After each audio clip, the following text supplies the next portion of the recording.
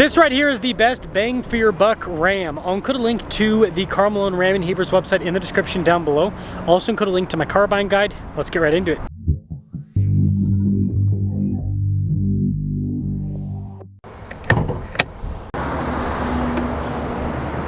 Under the hood, we have a twin-turbo 3-liter inline-6 that goes through an 8-speed automatic.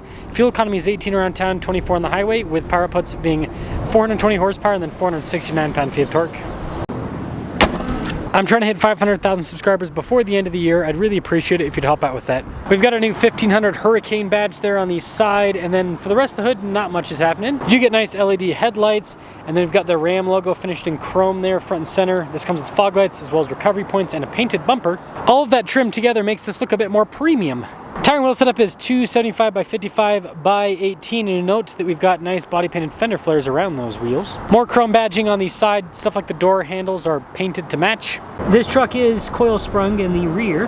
And then this is a crew cab with the 5'7" box, so it's kind of more cab, less bed. When it comes to key fob features, we have our lock and unlock function. We've got remote start and then the Ram logo on the back.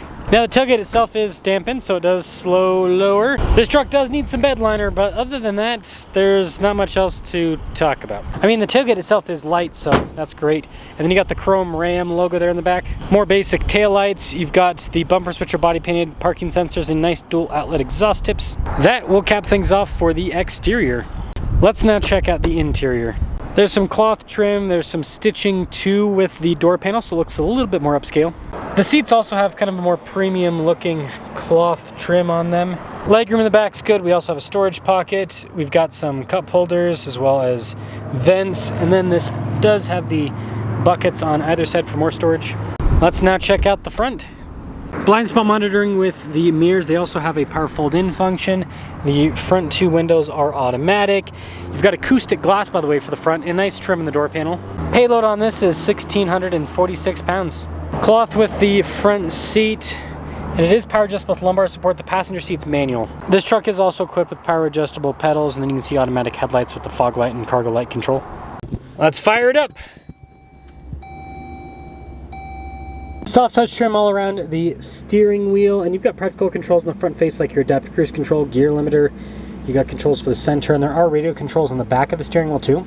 The Bighorn still gives you the partially analog gauges, which I kind of prefer. I think that it's a little bit of a nicer look, and then you do have that center screen which you can use to display different bits of information depending on what you want to see. Also, 110 degrees outside. Ooh. Backup camera in reverse. It's got pretty good resolution zoom function there. Let's press that for you guys for the receiver hitch. As for the rest of the infotainment system, this is the smaller unit. I kind of like this because it's, again, not the quickest to respond, but it's decently quick and it has all the features you want. But then you get physical buttons, which is so nice. For the radio, for the single zone climate, heated seats, heated steering wheel, and even for stuff like the parking sensors, stability control, tow haul. Stability control and tow haul. Apparently I can't talk. This is also equipped with a part-time four-wheel drive system. It does have auto though, so it's got everything you need from that perspective, and it does have auto stop start. Got a few USB ports and then a outlet down below and the sliding center console. So this has tons of space, and because you can slide this, it's very practical, and there is a nice trim on the top of that. Two glove box lids with the bottom one being lockable, just a regular rear view mirror, and then we do have a power sliding rear window. 2026 Ram Bighorn, 60,750. Let's see how this truck performs. Oh, let us set off in this Bighorn and see what it is all about. I think this might be the sweet spot for the Ram, the Bighorn Sport, because it's got the good looks on the outside, got everything you need inside, and it's not cheap. But in the Ram lineup, it's one of the more affordable versions. And I do think it's interesting they're doing acoustic glass with the Bighorns even now. It's kind of an edge that Ram has over other manufacturers, because usually the other ones, from what I've seen, they only put it on the top of the line, so it does make the Ram cabin quieter. And I do think that's a change we're going to see in the car industry. We're going to see more and more cars with the double paned glass, the acoustic glass, because it's an easy way to make a car feel more luxurious, because most of the sound that you're going to get is going to come through the window. So if the glass is thicker, much less sound. And I've noticed that the Rams don't use them in the back windows yet.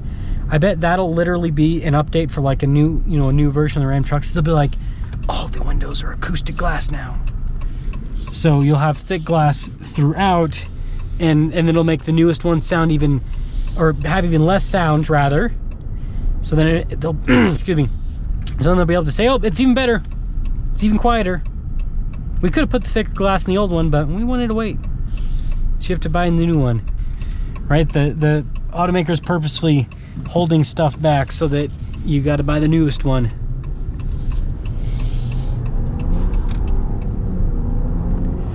This Hurricane rips, let me tell you.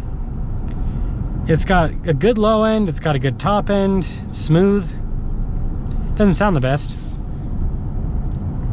but it is indeed smooth. And the suspension of this truck's great too. Being coil sprung, just floats down the road.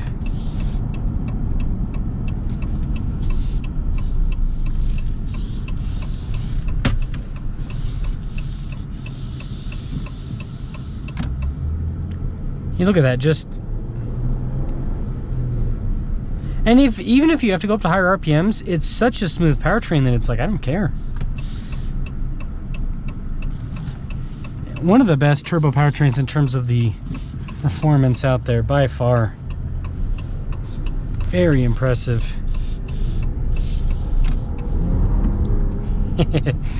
It's fun. Man, I need to go get water or something. So in conclusion, this has a nice ride. It is quiet. It's got good power. It's got all the features you want.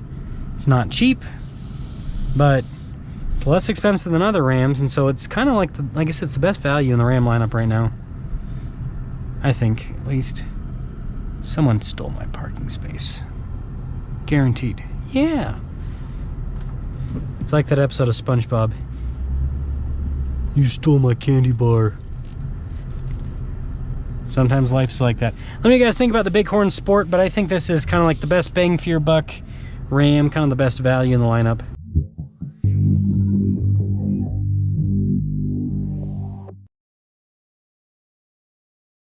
Fancy loaded up all-wheel drive Camry. Isn't it crazy? If you want the fancy pants one, it's over $40,000 now.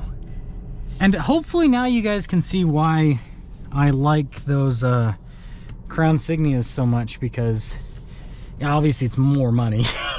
It's even more money, but it's like those things have so much space in them, and they have a nicer interior than the Camry.